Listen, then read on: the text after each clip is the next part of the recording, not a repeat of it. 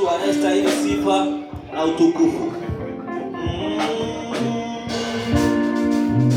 Hakuna Mungu kama wewe, hakuna Mungu kama wewe, hakuna Mungu kama wewe,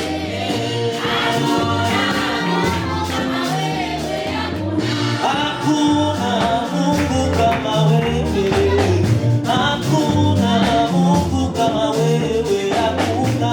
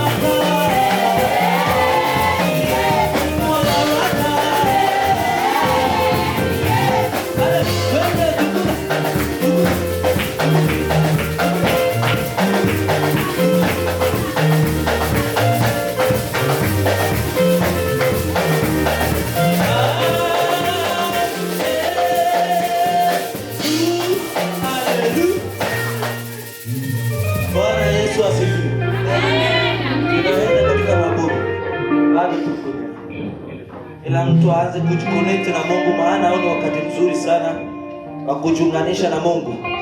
Ni wakati mbingu zinakwenda kushuka, walio wagonjwa kati yetu wataponywa, kila mtu aliye na mahitaji atakwenda kupokelewa katika wakati wa kuabudu. Kwa hivyo fungua moyo wako, jiachilie mbele za Mungu. Hakikisha kwamba unamwambia haja zote za moyo wako wakati wa kuabudu Mungu. Naamini umenichora. Hakikisha kwamba uko katika connected na Mungu.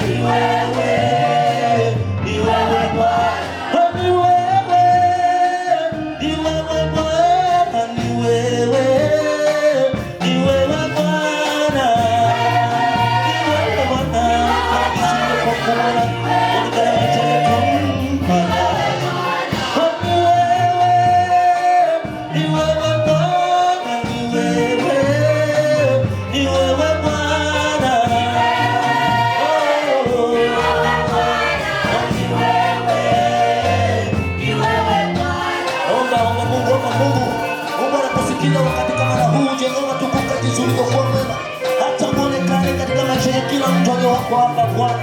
Dhihirika, tukuka Bwana. Shuka kama ulivyoshuka kama siku ya Pentekoste Bwana. Shuka kama ulivyoshuka Bwana wanapokuita watumishi wako.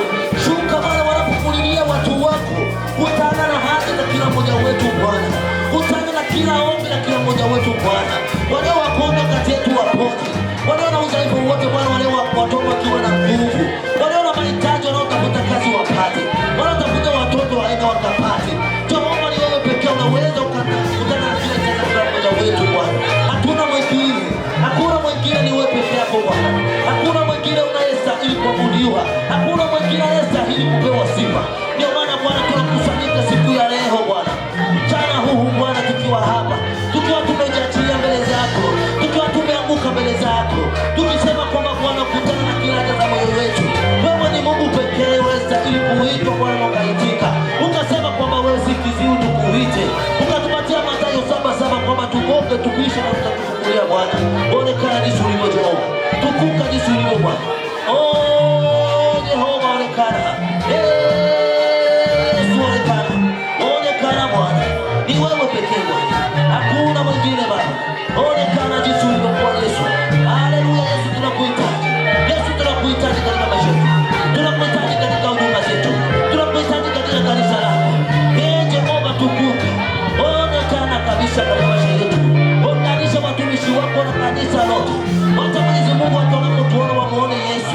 Wacha tunapotamka maneno yetu ya kuwe na asilia wewe Bwana. Onekana jinsi ulivyokuwa Bwana mkuu. Jehova, Jehova.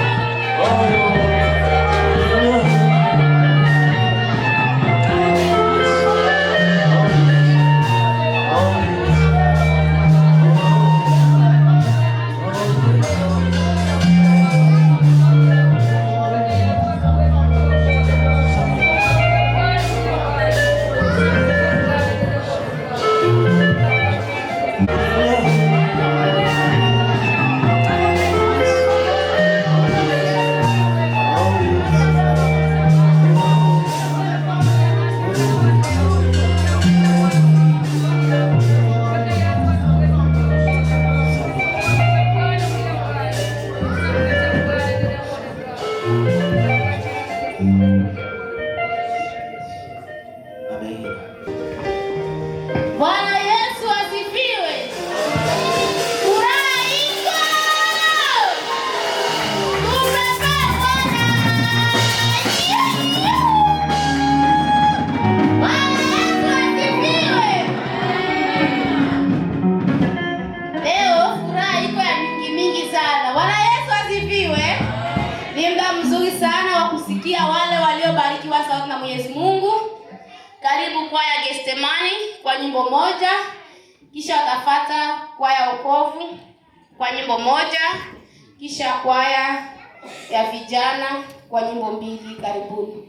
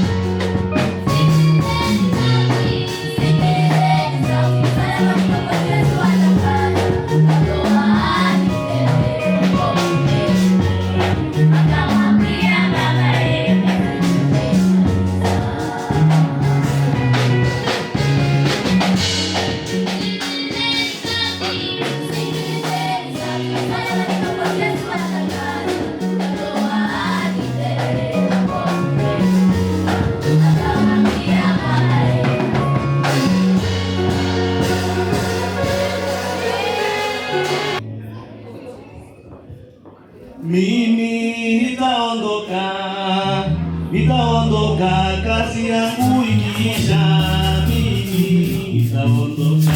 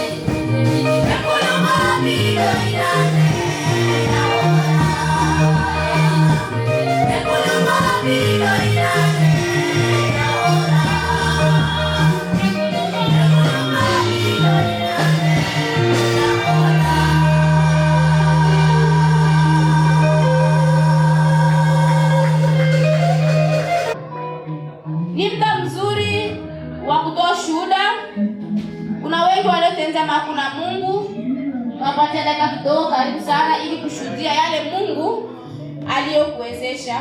Karibu. Nashuhudia, naona Yesu ananipenda.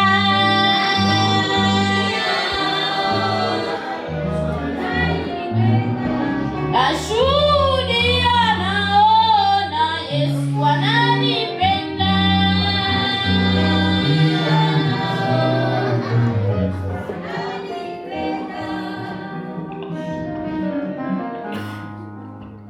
Bwana Yesu asifiwe. Nami namshukuru Mungu kwa sababu mimi nzima pamoja na familia. Lakini nitamshukuru Mungu kwa wimbo namba 3. Dhahabu na fedha haziniokoi, hazina na mali haziponi roho, lakini kwa damu ya Yesu Mwokozi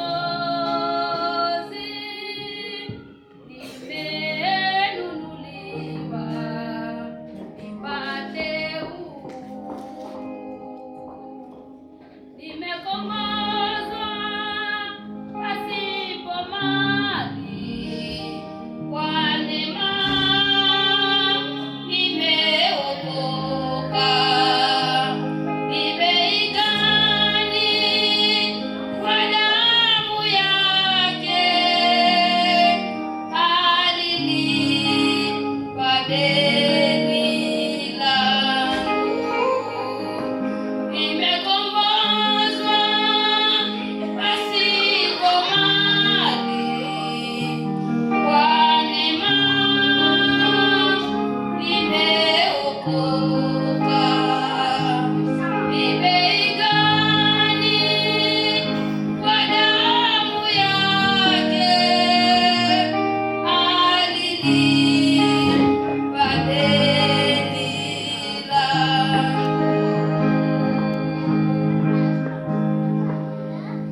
Dhahabu na fedha hazinilipi madeni makubwa ninayo kwa Mungu. Mwokozi alinikomboa kwa damu, nipate wokovu, nitoke dhambini. Nimekombolewa pasipo mali, kwa neema nimeokoka. Ni bei gani kwa damu yake alilipa deni langu.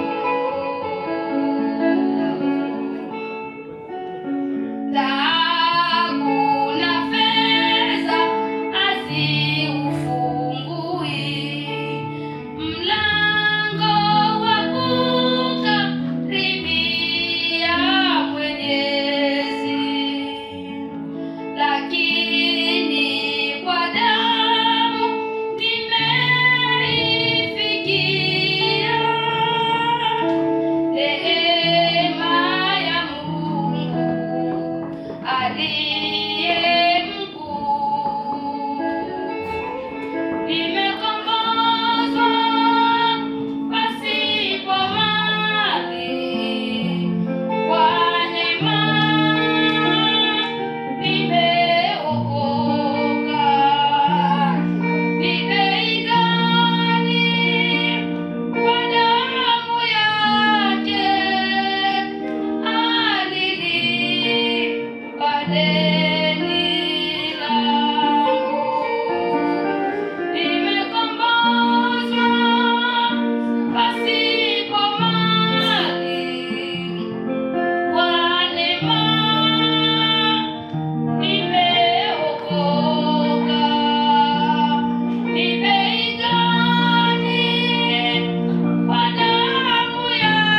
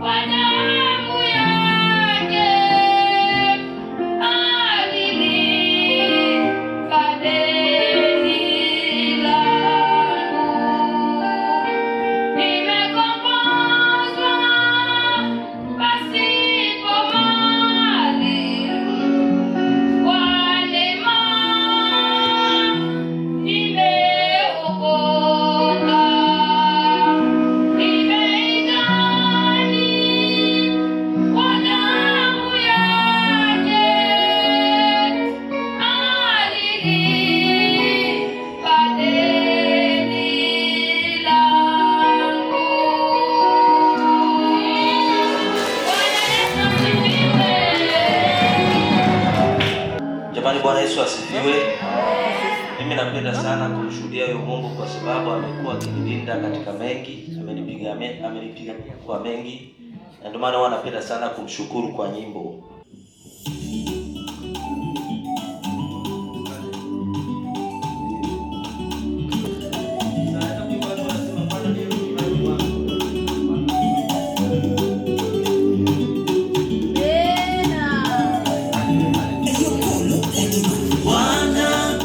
Mchungaji wangu, sitapungukiwa na kitu. Nasema Bwana ndiye mchungaji wangu, sitapungukiwa na kitu. Katika malisho ya majani mabichi, unilaza Bwana, na kando ya maji ya utulivu, uniongoza Bwana, katika malisho ya majani mabichi, unilaza Bwana, na kando ya maji ya utulivu, uniongoza Bwana, uniuisha nafsi yangu na kuniongoza katika njia za haki. Uniuisha nafsi yangu na kuniongoza katika njia za haki kwa ajili ya jina lake Bwana. Kwa ajili ya jina lake. Nijapopita kati ya bonde na uvuli wa mauti, sitaogopa mabaya, kwa maana wewe upo pamoja nami. Mapito yako yanibariki. Nijapopita kati ya bonde na uvuli wa mauti, sitaogopa mabaya, kwa maana wewe upo pamoja nami. Mapito yako yanibariki.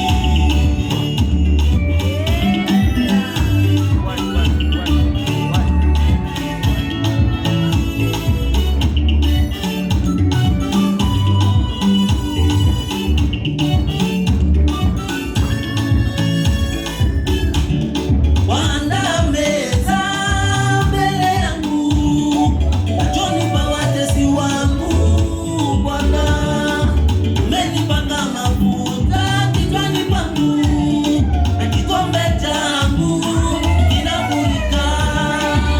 Hakika wema na fadhili zitanifuata siku zote za maisha yangu, nami nitakaa nyumbani mwa Bwana milele na milele. Hakika wema na fadhili zitanifuata siku zote za maisha yangu, nami nitakaa nyumbani mwa Bwana milele na milele. Nijapopita kati ya bonde na uvuli wa mauti, sitaogopa mabaya, kwa maana wewe upo pamoja nami. Mapito yako yanibariki. Nijapopita kati ya bonde na uvuli wa mauti, sitaogopa mabaya, kwa maana wewe upo pamoja nami. Mapito yako yanibariki.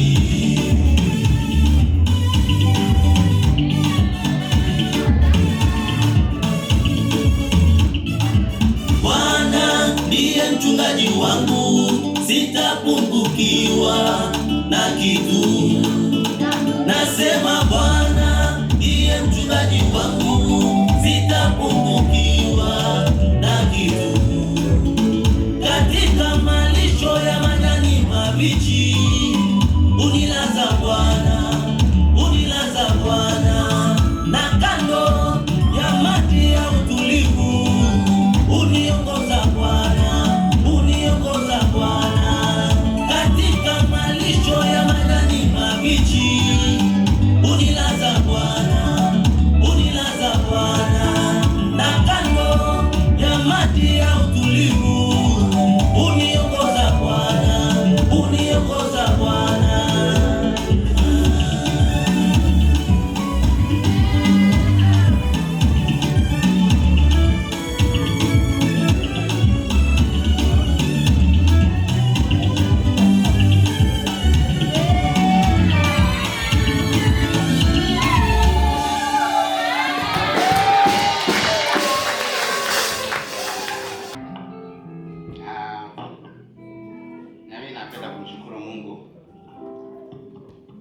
Maana mara nyingi wanasemaga asiye shukuru ni mwanajeshi. Lakini japo hiyo wanajeshi wanashukuru sana. Maana wenyewe ndio wanapita kwenye risasi, lakini wanatoka, wakishatoka tu lazima ashukuru. Lazima tuwe tunashukuru. Mimi leo napenda nishukuru Mungu kwa kitu hiki. Alinipa mke mzuri. Amen. Kweli kabisa. Ambaye nilikuwa namtafuta kwa maisha yangu. Kila mwanaume akiamua kuoa anataka aoe mwanamke ambaye atapewa na Mungu.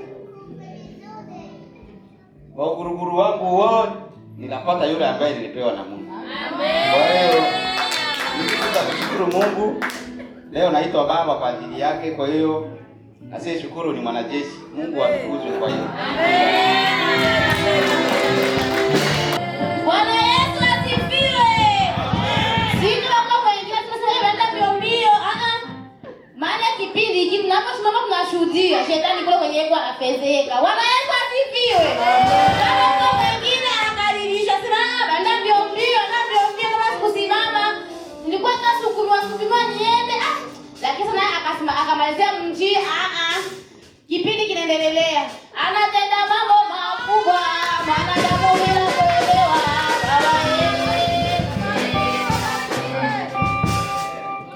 Bwana Yesu asifiwe. Bwana apewe sifa. Sawa, mimi napenda kumshukuru Mungu kutokana na dada yangu mwenye iko Kongo. Alijifungua vizuri sana. Bwana asifiwe. So alikaa karibuni kitu cha miaka 3 iko na hiyo hadi ya lakini Mungu akasaidia akajifungua vizuri. Bwana Yesu asifiwe. So nashukuru sana. So nitaenda kidogo tu kwa sababu ni mtu ambaye anafanya maombi sana. Tuko tofauti na watu wengine hapa. Bwana Yesu asifiwe. Kidogo tu si sana.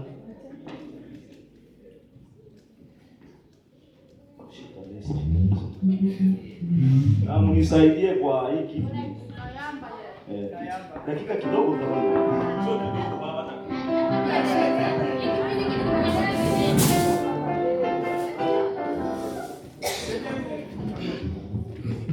Baba nipe silaha yangu niende na pigana vita. Baba nipe silaha yangu niende na pigana vita.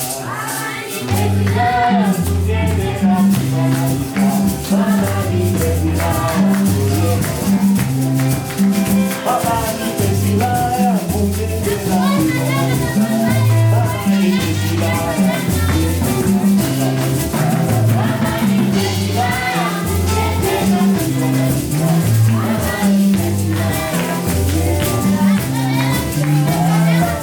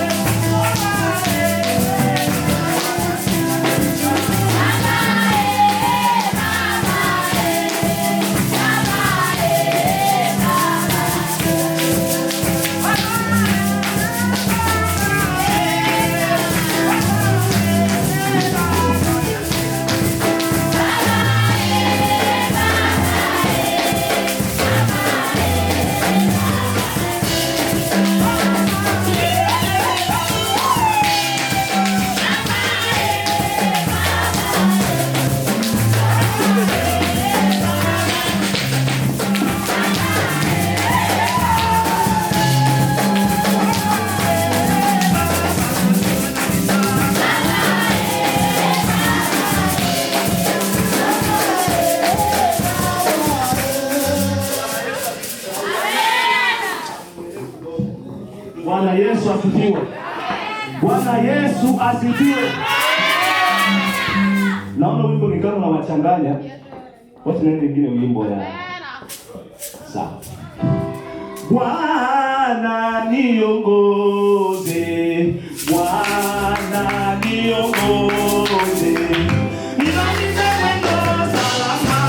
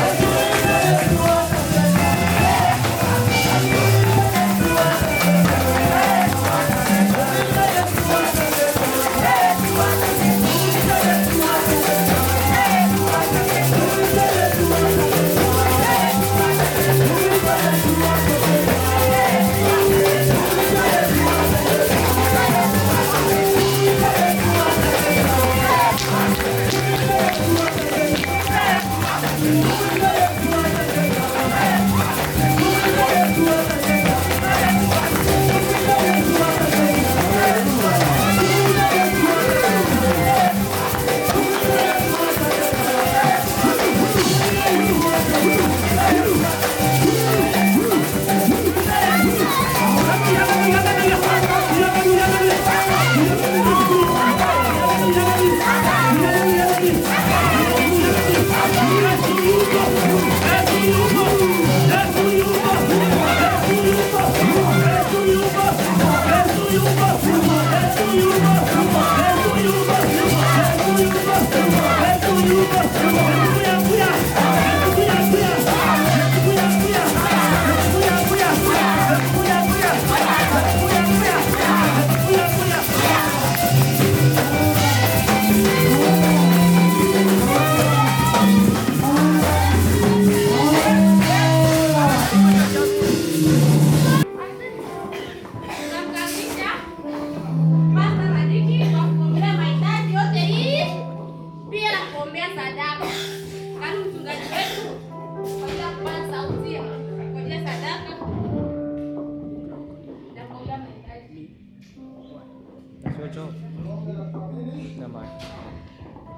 Baba uliye juu ya mbingu zote, tunakushukuru kwa sababu uko mwema katika maisha yetu. Kipindi hiki tunakwenda kukabidhi mahitaji yetu ya kila siku mikononi mwako. Unawatambua wana wako walio mbele yako mahali hapa na wengine ambao wanahangaika sehemu mbalimbali Bwana. Unawatambua na kuwaelewa jinsi gani wanavyokwenda kusumbuliwa. Kuna wale ambao wana mamimba na wanashindwa jinsi gani ya kupata msaada kutoka kwako. Tunawaweka katika vitanga vya mikono yako Bwana. Endelea kuachia na kuwatendea makuu na maajabu. Kuna wale ambao wanahitaji kupata watoto. Kuna wale wanaohitaji kupata license Bwana. Kuna wengine wanahitaji kupata makazi. Kuna wengine, kila mmoja ana hitaji lake Bwana. Wewe mwenyewe unayatambua mahitaji yote. Tunakwenda kuyaweka katika vitanga vya mikono yako. Bwana, endelea kugusa kila mmoja. Endelea kuachia na wanaokuja kwako wakiwa na shuhuda mbalimbali, waendelee kupata uponyaji kutoka kwako. Waendelee kuwalinda kama vile ilivyo mapenzi yako Bwana. Na mara tena tunakwenda kuyaweka matoleo haya mikononi mwako. Naendelea kuangalia wote ambao wanaendelea kukutolea Bwana kwa ajili ya kazi yako. Baraka yako iwamiminikie. Baba yetu, wewe mwenyewe unajua wamekwenda kupungukiwa, anayeongeza ni wewe. Na wengine ambao wameshindwa kutoa kwa siku ya leo, Bwana Yesu, endelea kugusa mioyo yao ili siku moja waweze kukutolea Bwana. Asante Kristo kwa sababu utaendelea kuonekana kupitia jina la Yesu aliye Bwana na Mwokozi wa maisha yetu tunaomba. Amen. Amen. Asante. Bwana Yesu asifiwe. Nilisema kinakuwa kipindi kizuri cha kushuhudia. Kumbe shuhuda bado yaisha ngana endelea. Karibu kama kwa mwingine kama aliona bado ngana kanakaa chini, shetani kamata.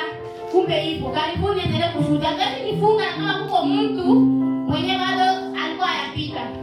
Karibuni na Mungu akubariki. Amen.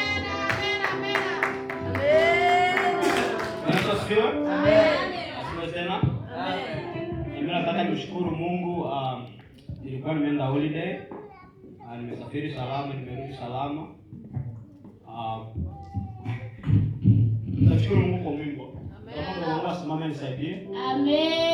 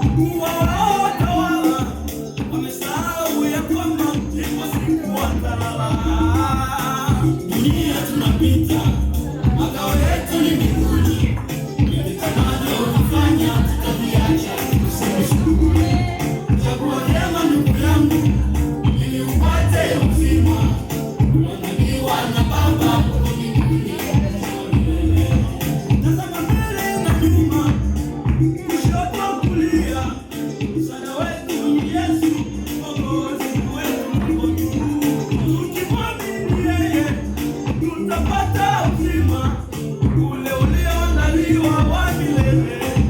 Dunia tunapita, makao yetu ni mbinguni. Vile tunavyovifanya tutaliacha tusikisumbue. Chagua vyema ndugu yangu, ili upate uzima uandaliwa na Baba huko mbinguni, mji wa milele. Wengine kipindi walikuwa masikini, walikuwa kimcha Bwana, lakini sasa hivi watasahau Bwana. Walikopata utajiri, watasahau Bwana, wakidai kwamba kumtumikia Mungu masikini kwa kumbe wanajidanganya wenyewe.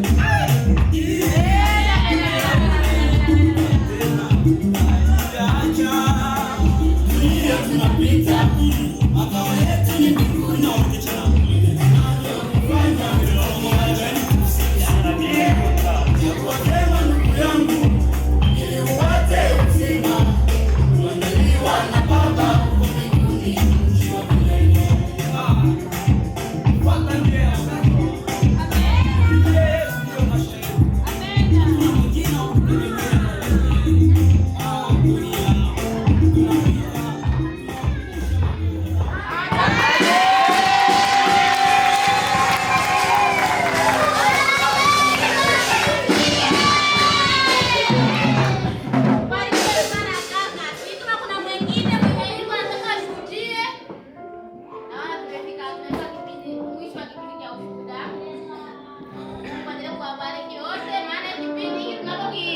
endelea shetani kule kwenye iko na kusikia aibu. Bwana Yesu asifiwe. Amen. Ni muda mzuri sasa wa kusikia neno. Jamani, tuwe kimya, tunaongea sana. Tuko mbele za Mungu na tunapaswa tuwe na utiifu na tuwe kimya. Watoto wa Sunday school, munge nafasi yenu ili tupate kusikia neno. Neno litasimama, neno litasimama, ya ulimwengu yatapita, bali neno litasimama. Neno litasimama, ya ulimwengu yatapita, bali neno litasimama. Neno litasimama, neno litasimama, ya ulimwengu yatapita, bali neno litasimama. Neno litasimama, ya ulimwengu yatapita, bali neno. Karibu mhubiri wetu, endelee kujiandaa. Madhabahu iko wazi kwa ajili ya kutupa neno nzuri ya siku ya leo. Ya ulimwengu yatapita, bali neno litasimama.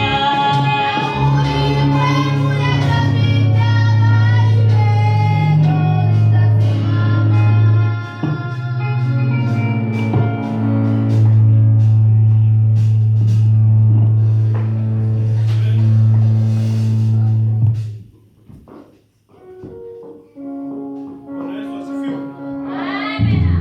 Sema amen. Umeshabarikiwa vya kutosha. Mungu sasa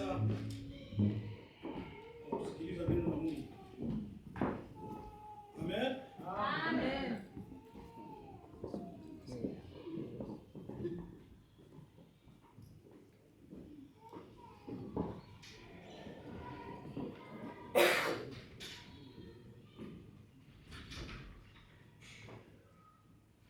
Bwana Yesu asifiwe. Acha mimi tu nimshukuru kaka Simo. Huwa mimi niseme kama yeye ni bwana mwaitege hapa. Amen. Nikisema hivyo watu wengine wanasema anasema nini yule? Lakini kama mtu anafanya vitu vizuri, inabidi tumpongeze. Amen. Tumsifu. Anafanya vitu vizuri. Kama unafanya vitu vizuri, hauna budi ya kusema tukose kupongeza. Amen. Bwana Yesu asifiwe. Amen. Ni kipindi kizuri sasa tumeingia cha kusikia neno la Mungu. Sitakawia, niomba kila mmoja wenu anipe tu masikio kwa muda mchache tu. Amen. Sitawachosha.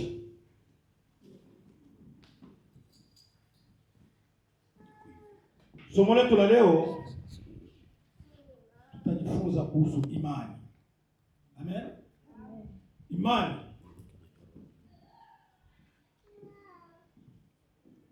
Tuombe Pastor Joshua kutusomee katika kitabu cha Waebrania 11 mstari wa kwanza. Hapo ndio kwenye neno letu liko sana zaidi kwa siku ya leo.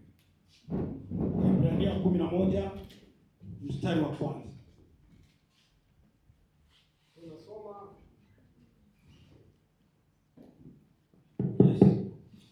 Tunasoma kitabu cha Waebrania 11:1.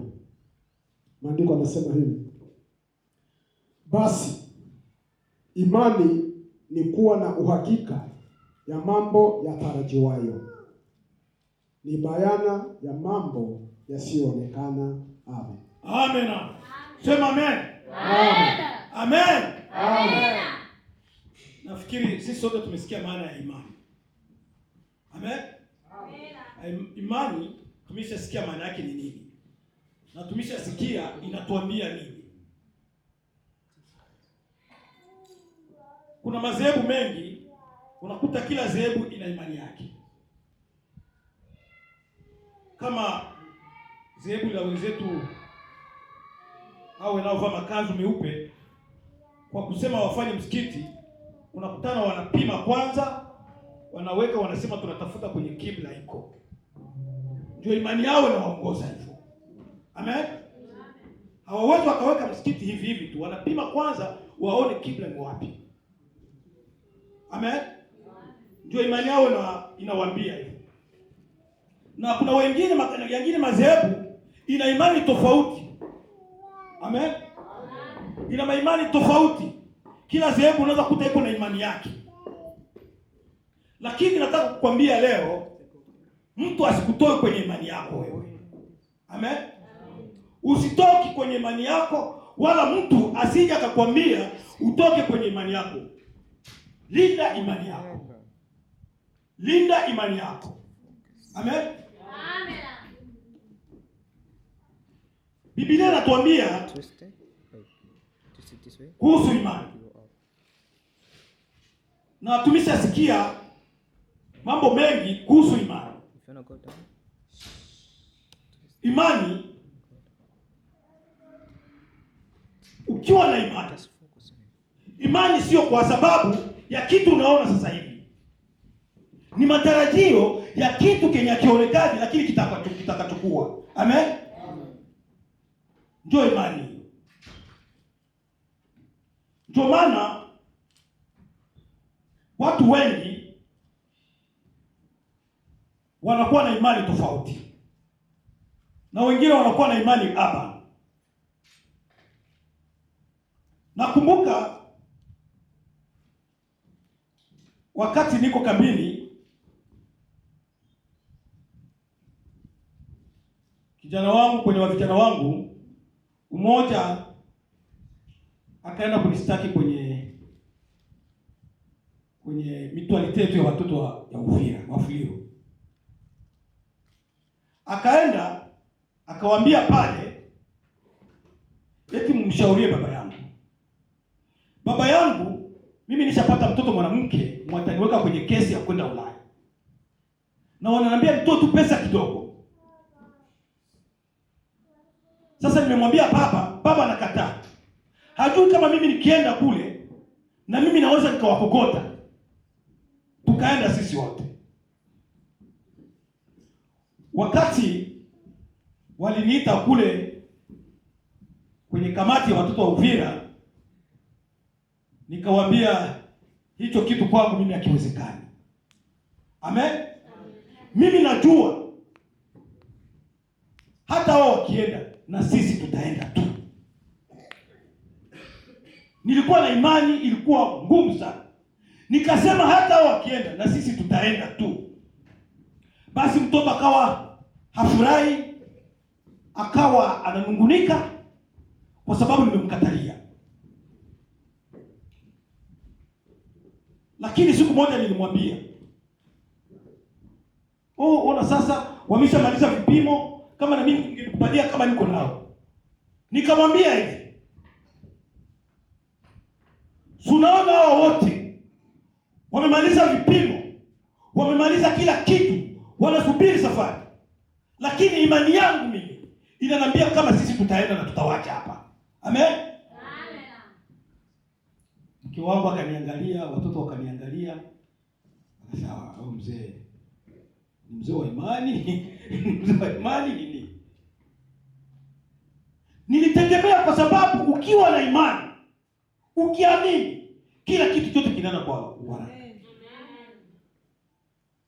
Usipokuwa na imani, ndio mambo yako yanaanza kaenda hivi. Lakini kuwa kwanza na imani, hiki kitu kitawezekana. Hakuna kitu kinashindikana mbele za Mungu. Uwe kwanza na imani. Amen. Wana wa Israeli wakati walikuwa kwenye safari, wanafika pale mtoni pale. Wanaangalia huku kuna bahari, wakiangalia huku kuna milima. Wanaanza kumwambia Musa, "Sasa tazama sehemu ulipotuleta. Ona Farao kuja na jeshi lake." Lakini kile kipindi pale Musa alikuwa na mawasiliano tena na Mungu pale. Amen. Lakini Musa alikuwa na imani. Akawaambia wale wa Israeli, "Tazama nyuma. Hao wote mnaowaona wanakuja nyuma yetu. Hao wanaotufuata huko nyuma. Na waambieni toka sasa hivi hamtawaona tena." Amen. Ni imani kubwa hiyo. Alijua Mungu alimtuma kuwatoa wale wa Israeli kule, kuwaleta huku ili waende Kanaani. Mission ya Mungu ilikuwa bado haijatimilika. Akajua Mungu hatamwachilia wala Mungu hatakubali lile taifa lifikie pale lije liangamie. Alikuwa na imani tu, anajua Mungu atatupa njia penye hakuna njia. Amen. Akawaambia wale wa Israeli, hao wanaotufuata, leo hii hamtawaona tena, hawatakuwepo tena. Nikaambia watoto wangu, hao wote mnaosikia wanasema eti sisi hatujafanya chochote, wakitupeleka wenyewe, hao watupeleke fasi. Na waambie mimi, huyu Mungu ninayemwomba, hao wote tutawacha hapa. Tutaenda, tutawacha hapa, na nitawatumia pesa. Amen. Amen. Amen. Amen. Imani. Tulivyokaa tu kidogo tu, tukapigiwa simu eti mnatoka migration ya Australia. Amen. Amen. Wale wangali pale pale tu. Wangali pale pale tu. Nikamwambia watoto, mnakubali? Watoto wakafanya sherehe sana. Wakuvunja vitu, wakaanza kuvunja vitu juu ya furaha kwa nyingi. Amen. Wakasema hivi, Australia ni nchi gani? Bali, yes, watabakia tu hapa. Australia nchi takawizana. Kama iko miaka 10, miaka 8, watatoka hapa. Hakuna. Tukaenda kwenye vipimo. Siku ile tulitoka tu kwenye nani? Tukaenda kwenye vipimo. Tukaenda kuonana na nani, na kisha kumaliza kwa immigration tukaenda kuonana na vipimo. Kutoka kwenye vipimo wakatuambia mwende mjiandae na safari. Amen. Amen. Nikaja nyumbani. Wakasema, baada ya miezi mitatu, eti mke wake mjamzito. Wataenda wapi? Australia na mtu mjamzito. Wapi? Wanabaki hao. Watoto wakasononeka tena. Nikawaambia watoto, jipeni moyo. Huyu Mungu tunayemwomba, nawaambieni sasa hivi lista yoyote itakuwa ya kwenda Ulaya, ya kwanza jina langu litakuwa la pili pale. Amen. Amen. Sasa na imani yake. Nikamwambia lista ya kwanza itatoka, nitakuwa na jina langu litakuwa la pili pale. Amen. Imani kubwa. Wakati walibandika listi, nilikuwa siku mama alikuwa anaenda kununua yebo za mtoto pale pale kuyebo kwa mimi. Uko nanunua tena za nini? Mnatoka. Tunatoka. Tayari mshatoka. Nikapigiwa simu huko wapi, nikamwambia niko mmetoka. Watoto kusikia vile, waenda nyumbani wakapasua mabio, wakapasua nini? Juu ya furaha kwa nyingi. Nikamwambia imani. Wakaanza kuniita eti mimi ni baba wa imani. Amen. Amen. Nikamwambia hao wanaosema eti mke wangu ni mjamzito, nakwambia hivi, tunaondoka. Tulienda tukamaliza kila kitu. Nilifanya miezi 5 tu process zangu zote. Kwanza kisi nilionana na immigration na mpaka kisi nimesafiri kufika hapa Australia miezi 5. Amen. Miezi 5 ndio nilifanya. Wengine wanafanya hata miezi 6, miezi 7, miaka. Lakini mimi nilifanya miezi 5. Na mpaka wengine kwenye ile convoy yetu mpaka hivyo wakalika mbili. Na kwa na miaka 7. Amen. Hiyo ni imani.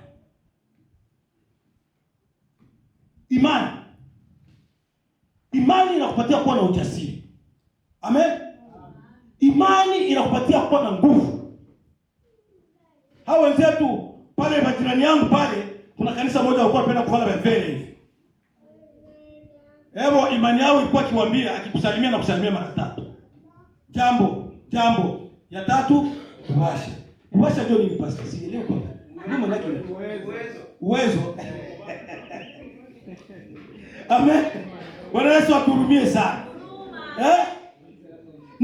Palikuwa kijana mmoja pale. Alikuwa jirani pale.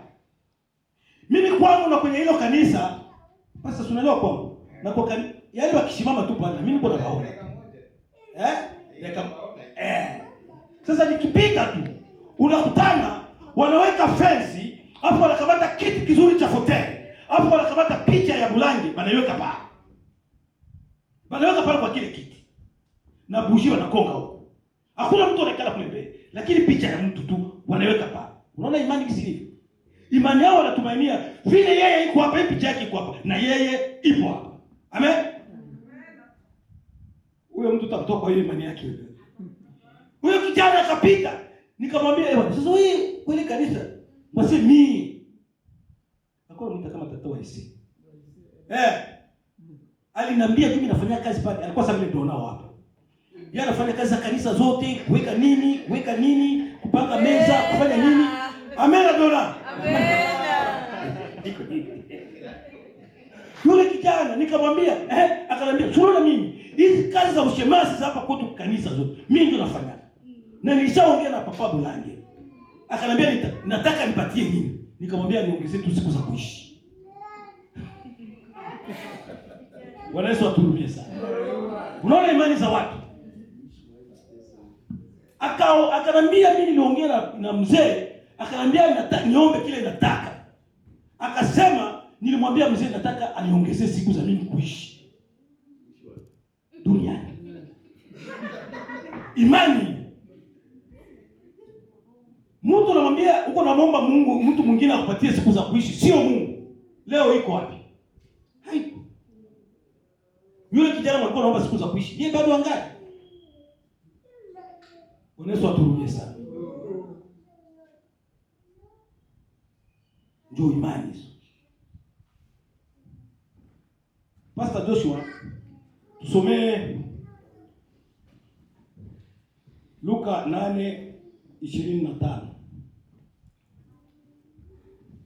Luka 8:25. Tunasoma kitabu cha Luka 8:25. Maandiko anasema hivi. Akawaambia, imani yenu iko wapi? Imani yenu iko wapi? Wakaogopa. Wakamaka wakisema wao kwa wao. Ni nani huyu basi hata anaamuru pepo na maji, navyo vyatii. Amen. Amen. Bwana Yesu asifiwe. Amen. Imani. Yesu aliwaambia, aliona wanaanza kutatarika sana. Wakati wa shida ndio watu wengi wanapoteza imani. Wakati wa shida ndio watu wengi wanachanganyikiwa na mambo mengi. Hata mambo ya ulimwengu. Anatupa imani yake. Wanamwambia, haya magonjwa, wewe subiri. Ukifanya hivi utakuwa hivi. Anatoka kwenye imani yake, anaenda kwenye imani nyingine. Bwana Yesu atuhurumie sana. Lakini Biblia inatuambia tuikae kwenye imani yetu. Tusimame kwenye imani yetu. Lakini watu wengi wakiwa wakati wa shida, wakati wa matatizo, imani wanaipoteza. Imani wanaipoteza. Wanabaki hawana msimamo wote. Ukija hivi unaweza kumpeleka kisho unachotaka. Lakini imani, kuna watu wanagombania imani. Kuna watu wanatetea imani yao. Amen. Amen. Amen. Nakumbuka siku moja tulikuwa mkambi ya Lukuvi ya pili. Huwa mimi napenda kuwa na mfano sana. Tuko mkambi, niko mwenyekiti wa ufuatiliaji wa kamati ya Wafulero pale kambini. Sasa palikuwa ndugu yangu mmoja alikuwa ni mshauri kwenye hiyo kamati. Sasa ndugu yake akatoka nyumbani Kongo akakuja kumwangalia. Alivyofika kambini akaugua. Alikuwa ni Muislamu. Alivyougua wakampeleka hospitali. Walipompeleka hospitali, yeye akawa anasema mnitie ndugu zangu Waislamu waje wanifanyie hayo mambo wanafanyaga kama ndio kumuombea. Akakuwa anaambia mnani mdogo yake kila siku pale hospitali Waislamu wanaenda wanafanyia zile maibada zao, wanafanya kila kitu. Mungu akamchukua. Mungu alivyomchukua, yule ndugu yangu akageuka. Akasema mimi, wakati Waislamu walipata taarifa kama ule mtu wao amefariki, wakajiandaa sasa. Wenyewe wakaenda na machungu, maji, makuni. Wanasema kama wanaenda kumosha ule aliyefariki. Wakajiandaa wakaenda kule. Walipofika kule, yule baba aliwaona tu kwa mbali kidogo. Murudilie hapo hapo. Mnanijua mimi? Mimi nilikuwa maji Kongo. Akaingia mnyumba akaleta mpanga. Akapiga hivi chini. Wale wa jamaa wakakimbia wakaenda shimia kama vile pale mbele. Wakamwambia, huyo mtu ni mtu wetu. Hautamzika. Sisi tunabidi tumzike nani? Mtu wetu. Hakuna mtu matatoa mguu hapo. Hata wewe na familia yako, hata na wengine watu. Eti mwende muziki huyu mtu. Ni mtu wetu sisi. Mpaka sisi ndio tutamzika. Basi akatwambia, jameni, mwende mtengeneze sanduku. Tukamwambia, Waislamu abasikaje msanduku? Zuri tupite tutengeneze sanduku kivipi? Na Waislamu abasikaje msanduku? Mimi nitasema mnifuate mimi. Sasa yeye ni mshauri. Na mshauri alishasema. Na kama mnakatala, mwache mimi pekee ndio nitengeneze sanduku ya kumzika ndugu yangu. Mimi nikamwambia hivi. Hii sanduku natutuma twende tutengeneze. Nilikuwa na ujasiri kabisa. Nikamwambia, hii sanduku natutuma twende tutengeneze. Tunaenda kuitengeneza. Lakini hawa watu wakikataa, tutakuzika hivi. Nikamwambia vile kabisa, tutakuzika mwa sanduku. Hawa wale wakikataa, wewe ndio utaingia mwa sanduku. Nasema mwende, tukaenda kutengeneza sanduku. Tulivyotoka kule kwenye sanduku tunakuja, niko natafuta kuonesha imani ya mtu. Jinsi ya kutetea imani yako. Tunatoka kutengeneza sanduku tunakuja. Wale wakatoka. Na wale Waislamu walikuwa wako pale. Hawakutoka pale. Wanasimama tu pale karibu tu ya nyumba. Wakatuambia na mume na huo. hivi na anawatuma tu mnaenda kutengeneza sanduku na mnaenda. Mtamzika mbona ni sasa huko. Hapa pasikii mtu moyo sanduku. Tukaanza kufanya negotiation.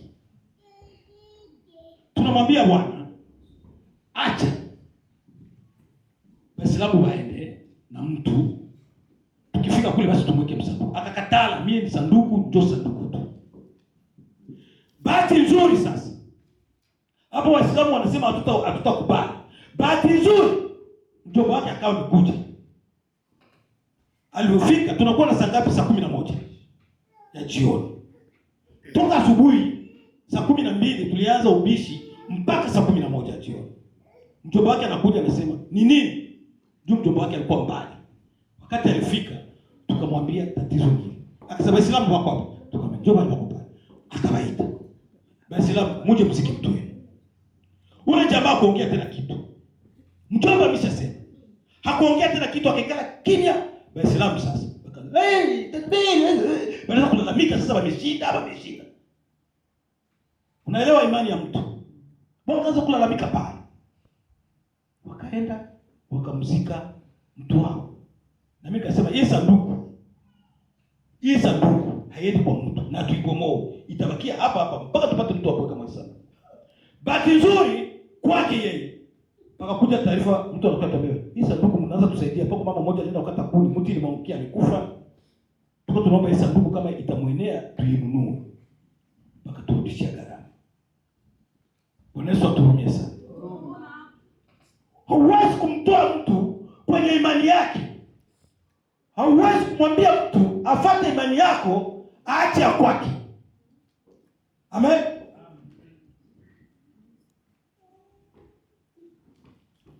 Pastor, tusomee Luka 8:43 mpaka 48.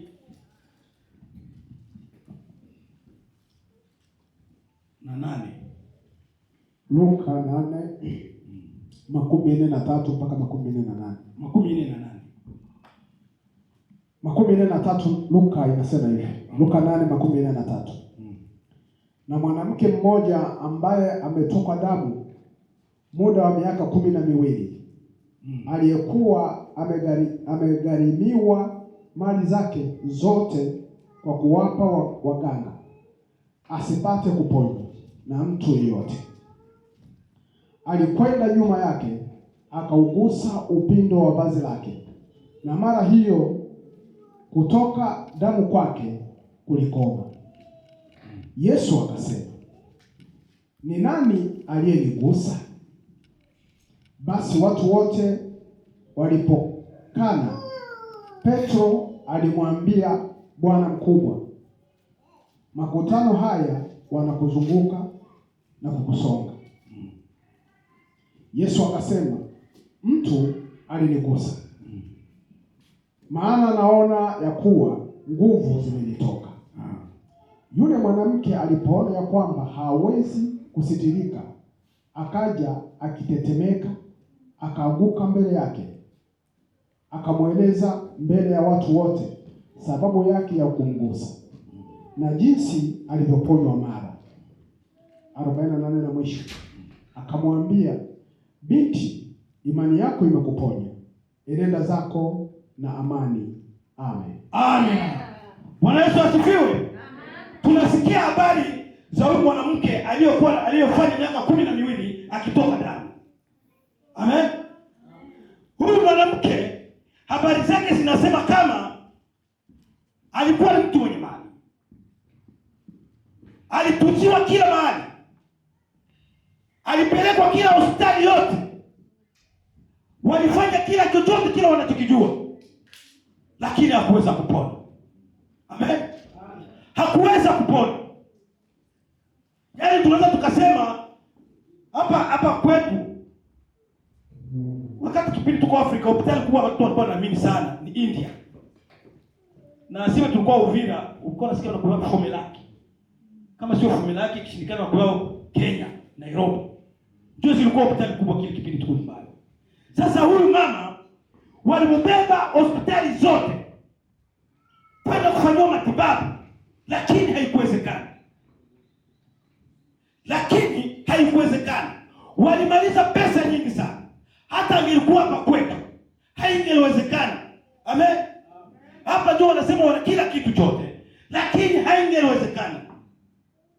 Amen.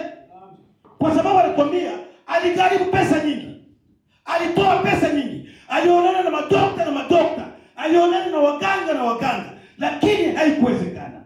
Amen. Siku tunapanda ndege kuja hapa Australia. Tulivyofika airport, tukakaribishwa pale, tukapelekwa mpaka kwenye nyumba yetu. Aliyekuwa kwanza kuja kutuona kwenye nyumba, tujui nje panafanana na aje, alikuwa ni Pastor Joshua. Mungu akubariki sana mtumishi wangu. Sasa tulivyofika pale, huyu binti wangu mdogo huyu nani Kate akapatwa na malaria. Mtoto akacheka. Wakatuambia wako papa mmoja alikuwa anaitwa Papa Simon, nafikiri yuko Afrika. Akatuambia tupeleke mtoto hospitali. Kachukua mama mtoto na mtoto tukaenda naye hospitali. Tungali na wiki hizi 2 hapa Australia. Tulipofika pale, mtoto akawekwa pale, wakasema mtoto atalazwa. Wakasema tumepima vipimo vyote, tunakutana mtoto yuko na malaria. Amen. Tunakutana mtoto iko na malaria. Sasa itabidi abaki hapa aendelee kufuatiliwa ili tuangalie kisi hii malaria yeye kuisha. Wakatuambia na hizi dawa zitatoka ni Afrika za kumtunza. Amen. Tuko pale na mtoto, tunakuwa na siku 4, mama mtoto naye akagonjwa. Kwenda kumpima naye malaria. Wangali mwe hospitali. Mama mtoto naye akakamatiwa na ugonjwa, kwenda kupima naye malaria.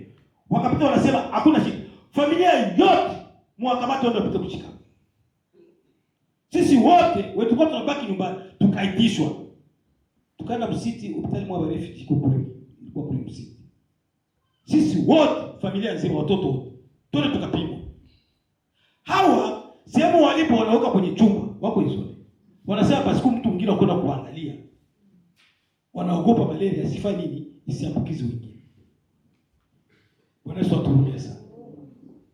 Lakini aliendelea kupata matibabu, wakaendelea kupata matibabu mpaka kesi wamepona.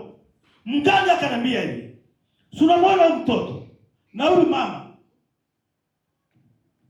wenyewe malaria tena kwenye mwili wao ni hadisi." Amen. Malaria tena kwenye mwili wao wenyewe, kugonjwa tena malaria haitakuwa tena. At least waende Afrika. Sasa zingine wakienda Afrika ndio wanaweza kuja tena malaria. Lakini kwa hapa Australia malaria kwao imekoma. Natafuta kukuonesha kama hata hao walikuwa na ile uwezo wa kuziwia hiyo malaria ikakoma, lakini kwa yule mama isingewezekana. Kwa sababu walisema walipeleka hospitali zote. Walimpeleka kila mahali. Alionana na kila dokta, alionana na madokta bingwa, lakini ilishindikana. Amen. Biblia inatuambia wakati Yesu alikuwa kwenye mkutano, alikuwa na watu wengi sana. Pale palikuwa watu wengi sana. Palikuwa wanawake, palikuwa wanaume, palikuwa watoto, palikuwa walikuwa wanavaa suti kama kisi tunavaa hapa, kuna wengine walikuwa wanavaa makanzu, kuna yani kila watu walikuwa mbalimbali walikuwa pale. Amen. Lakini yule mama kutokana na imani yake akasema hapa leo kitaeleweka. Leo lazima nipone. Leo lazima nipone. Leo kitawezekana. Imani yake ilimtuma na kumuongoza, kwa sababu yeye alikuwa na imani. Hivi nikionana na huyu mtu tu nitapona. Amen. Nikionana na huyu mtu nitapona. Imani yake ilimuongoza kumwambia akigusa tu pindo la vazi la Yesu atapona. Amen. Watu ni wengi. Akasema hapa sitaomba ruhusa. Sitapewa ruhusa hapa. Kenye mimi nitafanya ni kuangalia sitapenya. Akajaribu kupenya, akapenya. Bwana Yesu atuhurumie sana. Watu wanamzuia kule, lakini yeye anaendelea kupenya. Akapenya mpaka akapata nafasi ya kwenda kugusa kwenye ile vazi la Yesu. Wakati aligusa tu ile vazi, na pale pale akapona. Amen. Yesu akasema, ni nani amenigusa? Ni nani amenigusa? Kuna mtu amenigusa. Watu hakuna, kuna mtu amenigusa. Ni nani amenigusa? Yesu akamwambia, ni nani amenigusa? Wakasema hatujui. Kila Petro akasema hakuna. Tazama watu ni wengi sana hapa. Hakuna mtu amenigusa. Kuna mtu amenigusa kwa sababu nasikia ndani mwangu nguvu zangu zinapunguka. Kuna mtu amenigusa. Ni nani ajitokeza aliyenigusa? Amen. Yule baba kwenye alikuwa mtu wa uoga zaidi. Akasema hapa tena nimekinukisha. Nimekiharibisha sasa. Lakini kutokana na imani yake, alienda pale karibu Yesu. Akiwa anatetemeka. Akafika pale, akawa mjasiri, akamwambia Bwana, ni mimi ndio nimekugusa. Amen. Amen.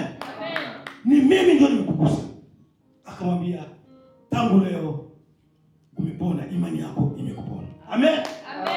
Imani ni kitu kia muhimu sana, ni kitu kia lazima sana kwa kila Mkristo. Ukiwa na imani, hakuna kitu kinaweza kukushinda. Amen. Tujifunze kuwa na imani yenye nguvu. Huyu mama aliangalia, akasema, nitafanya nini? Leo ni lazima nipone. Haya magonjwa yameshanisumbua muda mrefu sana. Nimeshahangaika, nimeshamaliza pesa, watu wameshanikimbia, familia imeshanikataa, lakini leo ndio leo. Leo ni lazima nipone. Amen. Akasema leo ni lazima nipone. Iweje, leo ni lazima nipone tu. Leo nitapona. Imani.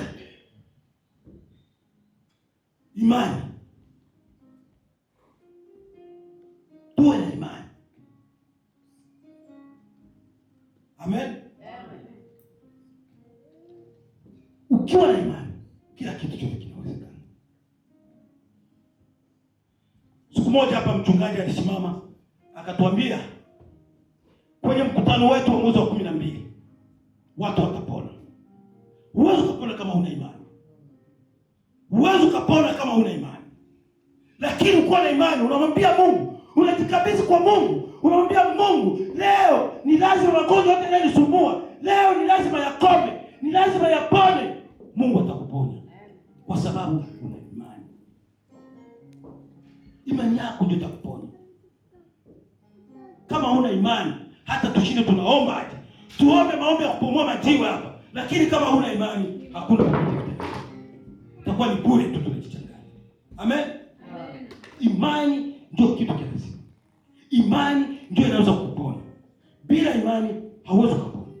Ni wewe kwanza kuwa na imani ya kujua hiki kitu unachokifanya, Mungu atanisaidia tu, nitapona. Lakini kama huna imani, hata ushinde uko unafanya nini, hata washinde wako na kuombea, hata washinde wako nalalamika, kama huna imani ni bure tu. Amen. Tujitahidi kuwa na imani yenye nguvu. Tujitahidi kuwa na imani yenye iko nguvu kwa wakati wote, kwa sababu bila imani hakuna kitu kinaweza kufanya. Amen.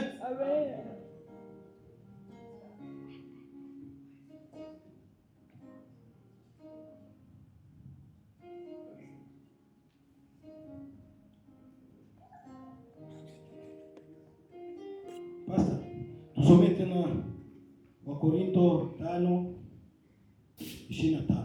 Najua tutakuwa iko pale tu. Wakorintho nani? Marko 5:25 mpaka 37. Mpaka 37. Tunasoma Marko 5:25 mpaka 37. Nasoma katika jina la Yesu. Na mwanamke mmoja mwenye kutoka damu muda wa miaka 12 na kuteswa mengi kwa mkono ya matibabu mengi, amegharimiwa vitu vyote alivyo navyo, kusimfae hata kidogo, bali hali yake ilizidi kuwa mbaya. Aliposikia habari ya Yesu, alipita katika mkutano kwa nyuma, akaligusa vazi lake, maana alisema, nikiyagusa mavazi yake tu nitapona. Mara chemchemi ya damu yake ikakauka, naye akafahamu mwilini mwake kwamba amepona msiba ule. Mara Yesu hali akifahamu nafsini mwake kwamba nguvu zimemtoka, akageuka kati ya mkutano, akasema, ni nani aliyenigusa mavazi yangu? Wanafunzi wake wakamwambia, je, wawaona makutano wanavyokusonga-songa, nawe wasema, ni nani aliyenigusa? Akatazama pande zote ili amuone yule aliyemtendea neno hilo. Na yule mwanamke akaingiwa na hofu na kutetemeka, akijua lililompata. Akaja akamwangukia, akamweleza kweli yote. Akamwambia, binti, imani yako imekuponya. Enenda zako kwa amani, uwe mzima, usiwe na msiba wako tena. Hata alipokuwa katika kunena, wakaja watu kutoka kwa yule mkuu wa sinagogi. Achia hapo hapo. Amen. Amen. Nilipenda kurudia tena ile andiko kukwambia taabu zenye huyu mwanamke alipata. Huyu mwanamke alipata taabu sana. Alipata shida sana. Alipata mateso mengi sana. Lakini alivyosikia Yesu ndio anakuja. Alivyosikia Yesu anakuja. Na ndio maana alisema, hapa leo ni lazima mimi nipone. Amen. Ni lazima nipone. Ni imani. Wanakuambia makutano walikuwa wengi sana, lakini imani yake ilimtuma tu, nikigusa tu nitapona. Biblia inatuambia tena, na hakikisha pia nasema, alipogusa tu, inaweka pale, alipogusa tu, inasema tu. Mchungaji, Biblia inatuambia alipogusa tu. Unaona? Maana yake yeye kufanya tu, kugusa tu na akapona. Amen. Ni imani kubwa hiyo. Ni imani kubwa. Bila imani hauwezi kufanya kitu chochote. Kama alipona ni kwa sababu ya imani. Asingekuwa na ile imani, hangelipona. Inatubidi na sisi tuwe na imani. Kwa kufanya jambo lolote, kuwa na imani. Kama unasumbuliwa na magonjwa, kuwa na imani. Ukimwomba Mungu kama kuna imani, Mungu atakuponya tu. Amen. Kama una matatizo, kuwa na imani, Mungu ndio anamaliza kila kitu chote. Uwe na imani, Mungu ndio muoza kila kitu chote. Ukikuwa na hiyo imani, matatizo yako yatakuisha. Amen. Amen. Ukikuwa na hiyo imani, shida zako zote zitakwisha. Tujitahidi tuwe na imani. Imani ni kitu kikubwa sana. Kama una imani, ndio pale unakutana mtu anaburuzwa tu, anapelekwa huku, anapelekwa, hana imani moja. Lakini ukisimama kwenye imani, kila kitu chote kitakuwa sawa kwako. Naomba tuwe na imani, tulinde imani. Tulinde imani. Tukilinda imani, kila kitu chote kitakuwa vizuri kwako. Na Mungu abariki neno lake. Amen. Amen.